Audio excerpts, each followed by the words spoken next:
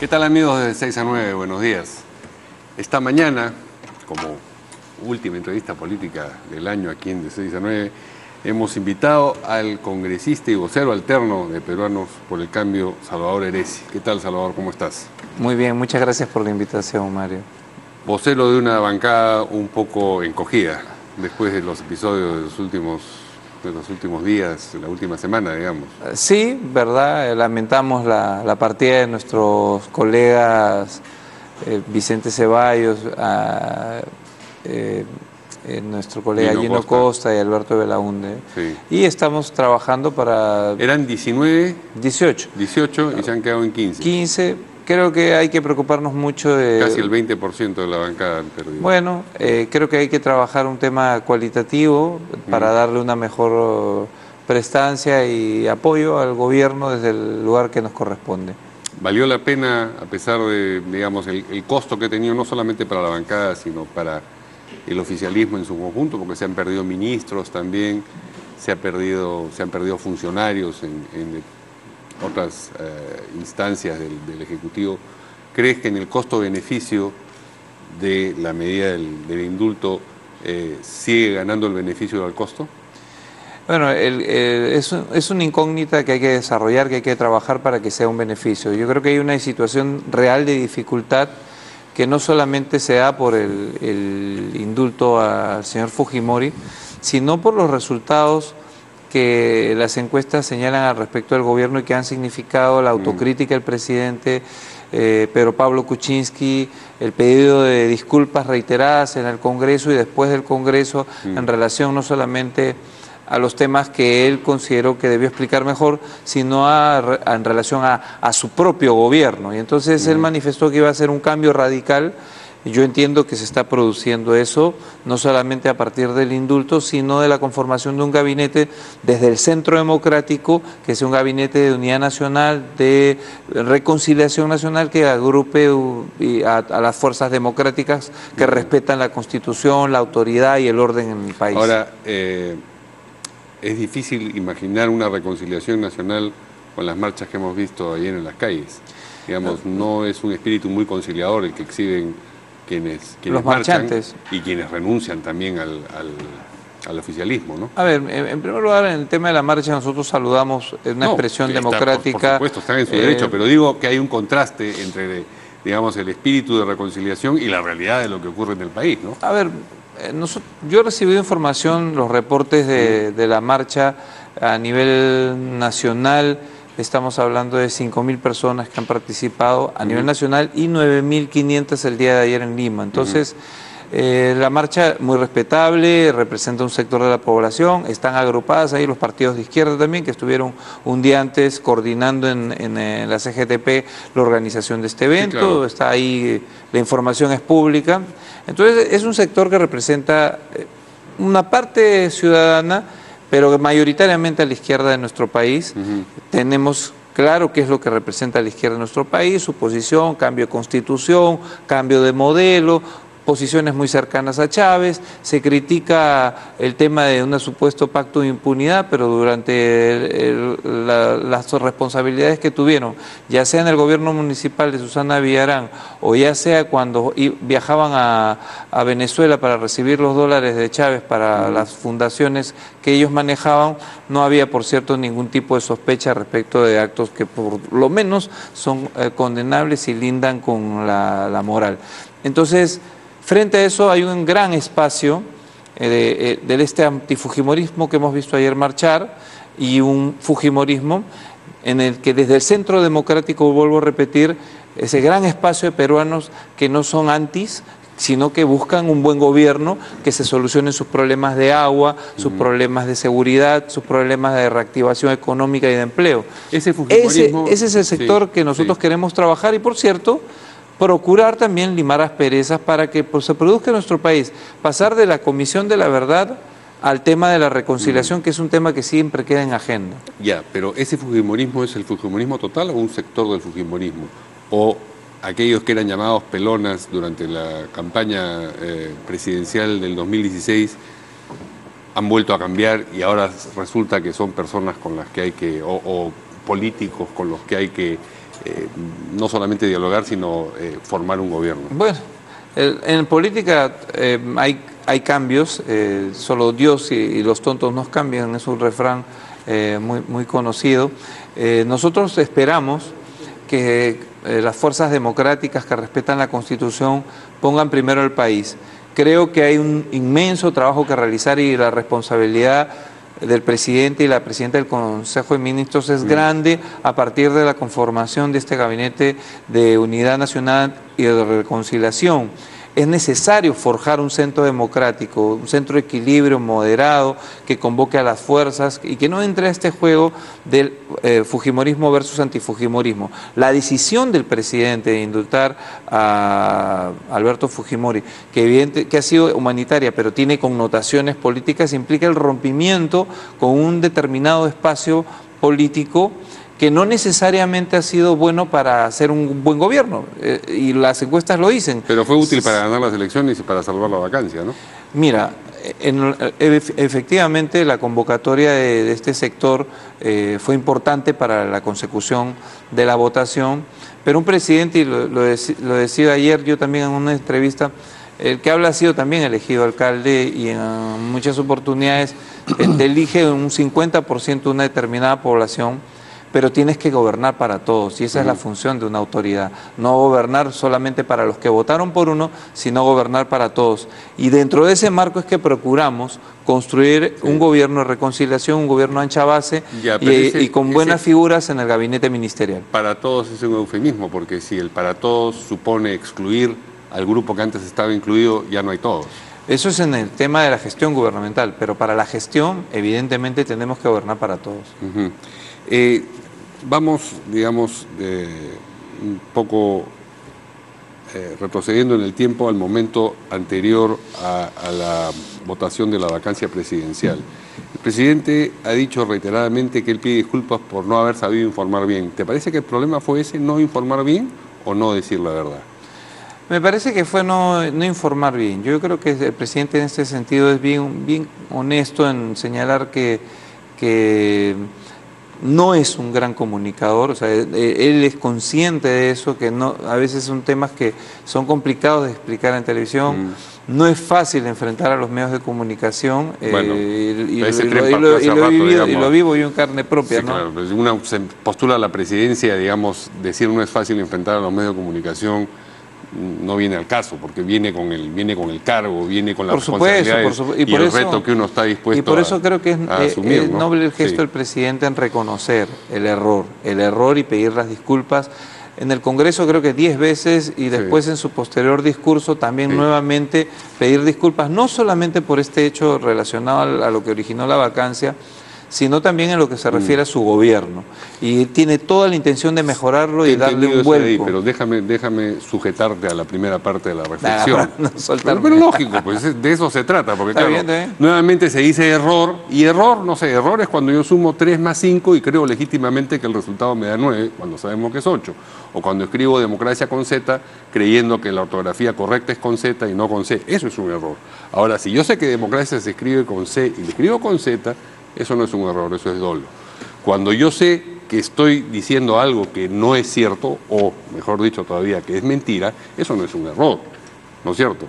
Entonces, la pregunta es, cuando el presidente Kuczynski dice, yo no he tenido relación comercial ni profesional con las constructoras brasileñas, y es único dueño de una firma que contrató con una de esas constructoras, ¿no está diciendo una mentira? A ver, creo que ese es un tema que ya se explicó largamente. Pero no convincentemente, fue materia del debate, materia del debate, no se logró la vacancia. Nosotros planteamos nuestra posición desde que el presidente en la Constitución Política del Estado se señala que no hay una prohibición para que él desarrolle, digamos, sea propietario de una empresa. Sí, pero no estamos discutiendo la vacancia, discúlpame, Salvador, porque lo que se decía, además, bueno, puede haber mentido, pero esa no es razón de la vacancia. O sea, la vacancia la podemos sacar de la ecuación. El asunto es si mintió o no mintió. A eso se restringe la pregunta. A ver, el tema es que, en principio, él señala que no explica bien las cosas, pero la información que aparece de la Comisión Lavallato, que es la que llega, es la que genera que el presidente tenga que dar una explicación. Cuando él es entrevistado por los 5 periodistas en esa entrevista del domingo, de poco grata recordación, por cierto, el presidente no explica bien, el presidente, y él lo reconoce además, y entonces va al Congreso y creo que hace una explicación coherente de la situación y finalmente no se da la vacancia. Ok, seguimos oscilando entre explicar bien y mentir. Si tú fueras dueño de una compañía, aunque no tuvieses el cargo de las decisiones ejecutivas en ese momento, y contratas con otra firma, y alguien te pregunta si tienes relación comercial con esa firma, ¿qué respondes? ¿Que sí o que no? A ver, es un supuesto negado. Yo no está dentro de mi actividad este escenario, digamos, de lo que es la actividad privada en lo financiero.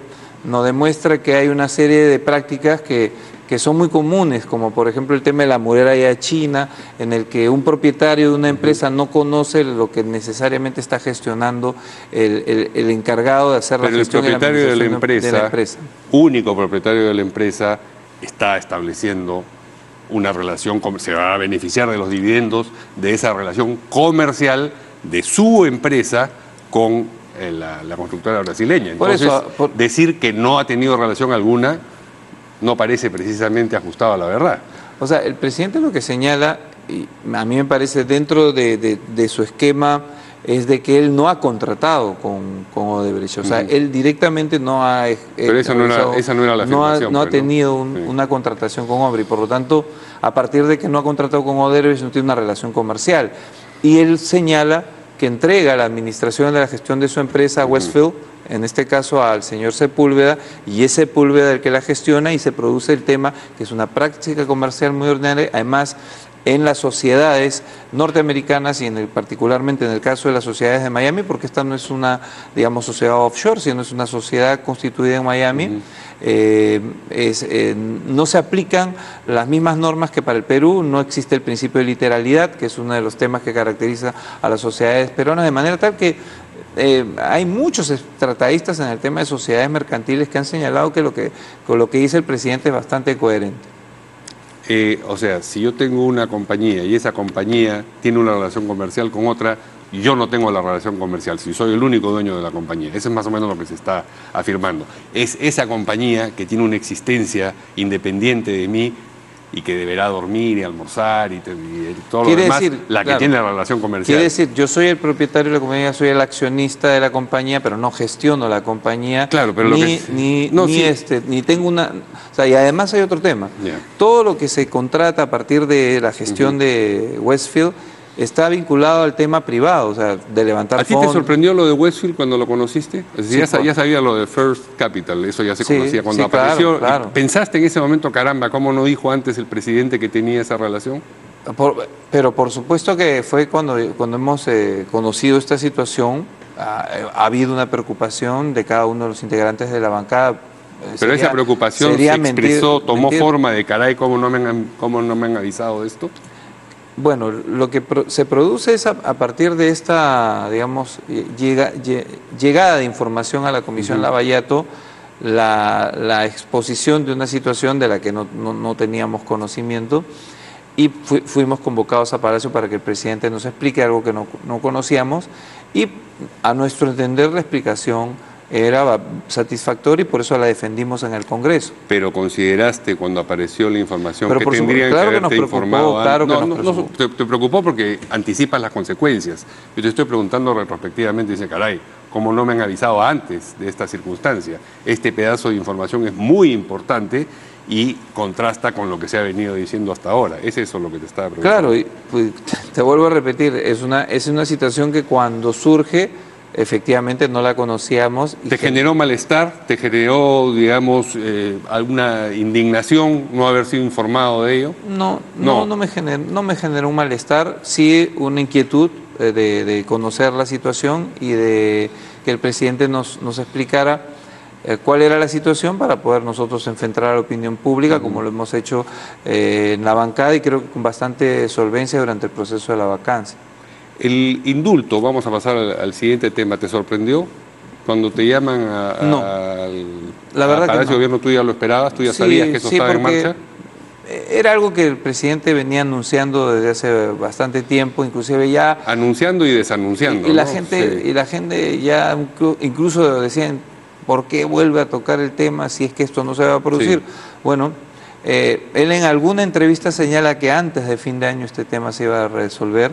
Él tenía, entiendo yo, que si los informes médicos señalaban que Fujimori estaba con una situación de precariedad en su salud, el 24 de diciembre, que es el día que históricamente los presidentes otorgan indultos, realizar el indulto. Pero ya se habían realizado otros indultos antes de esta Navidad, ¿no? O sea, cercanos a la fecha.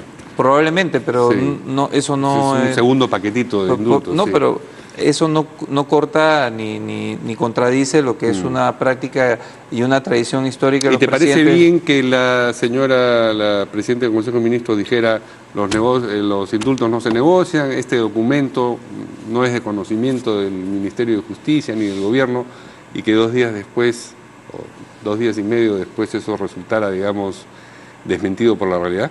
Bueno, yo creo que ha habido un tema en el sentido de la oportunidad que varios de nosotros hemos opinado, en el sentido de que quizás la oportunidad no era la más propicia, quizás debió esperarse un poco más. En lo que se refiere a Mercedes Arauz, yo creo... Que ella estaba convencida de lo que decía en ese momento. Sí. No dudo de su honestidad en ese tema. No tenía toda la información a su disposición. Creo que sí, y es por eso que nosotros hemos citado al ministro de Justicia a la bancada para que nos explique cómo ha sido esta situación, porque tampoco nosotros lo sabíamos y hemos estado defendiendo una posición en el Congreso y creemos que la solicitud de Alberto Fujimori, del indulto de Alberto Fujimori, no es cualquier solicitud que se pueda decir, bueno, yo como ministro de Justicia no conocía porque estaba recién en el INPE y entonces no estaba en mi despacho. Es difícil de pensar que un ministro no conozca del pedido de indulto de Alberto Fujimori. ¿Tú descartas que haya habido negociación para la votación de la vacancia? Sí, porque además he tenido la oportunidad de conversar con Kenji Fujimori. Bueno, sí, pero la expresión, digamos, el lenguaje corporal de Kenji Fujimori el día de la votación, contando con los dedos, emocionándose casi hasta las lágrimas, las llamadas de Alberto Fujimori a los congresistas que se le escapan, digamos, a Fuerza Popular en esa votación, ¿no te parece a ti que apunta en el mismo sentido de la negociación? Yo creo que pasa por un tema de...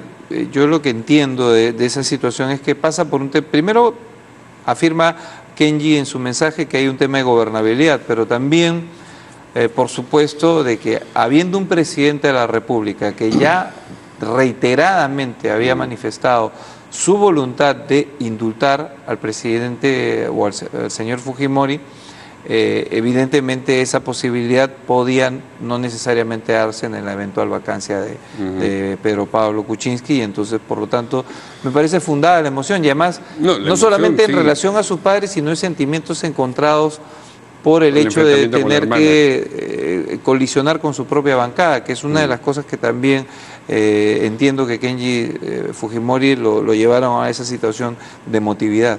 ¿Tú piensas entonces que no hubo negociación? ¿Crees firmemente que no hubo negociación ni pacto? No me consta que haya habido... Por eso crees. ¿Qué cosa es lo que te parece a ti a la vista de los acontecimientos? Uno, digamos, saca conclusiones y cree que lo más verosímil, es que no hubo. Yo le creo al presidente. El presidente nos ha dicho que no hubo una negociación. Efectivamente, por la fecha en la que se ha dado, puede darse a pensar, pero en el supuesto negado que se hubiera dado, cosa que no se ha dado, es parte de la política. Ramiro Priolet se hizo famoso por decir que conversar no es pactar, ¿no es cierto? ¿Tú crees que se puede pactar sin conversar? Yo creo que hay lugares comunes en los que se puede llegar sin necesariamente tener una negociación de por medio. Acá creo que había un lugar común, que cierto sector del fujimorismo entendía que la no continuidad de Pedro Pablo Kuczynski podía afectar la posibilidad, no solo de la gobernabilidad, sino a la posibilidad del indulto del cual ya se había pronunciado con anticipación PPK. ¿Tú imaginas presencia fujimorista en este gabinete de reconciliación que anuncia? No lo sé, yo el día de ayer, y salió en los medios de comunicación, he recibido alguna información por interpósita persona, no por el congresista, de que había un interés de integrar el gabinete ministerial por parte de uno de los miembros de la bancada de Fuerza Popular. Después, los mismos integrantes de las bancadas, los que se sospechaba... ¿Uno de los 10 disidentes o uno de los 61? No, dentro de la bancada de Fuerza Popular, de la bancada de los 61 disciplinados militantes de Fuerza Popular. Pero entiendo que esto no es así. No prosperó. Y que de todos modos lo que se procura en la conformación del nuevo gabinete es un gabinete, digamos, de ancha base con personas, pero si digamos, de los partidos. La base tiene que incluir al fujimorismo porque ellos expresan, digamos, una porción. En lo personal yo entendería que sí, o por lo menos gente cercana al fujimorismo, pero ese finalmente es un tema que el presidente en su momento le comunicará a toda la ciudadanía. ¿Te lo imaginas como multipartidario, digamos, una presencia de alguien cercano o integrante del APRA, alguien de Acción Popular, qué sé yo? Yo espero que ¿algo así? Yo espero, sí, perdón, me gustaría, yo estoy postulando que es necesario desde el Centro Democrático, sin estas posiciones anti-fujimorismo,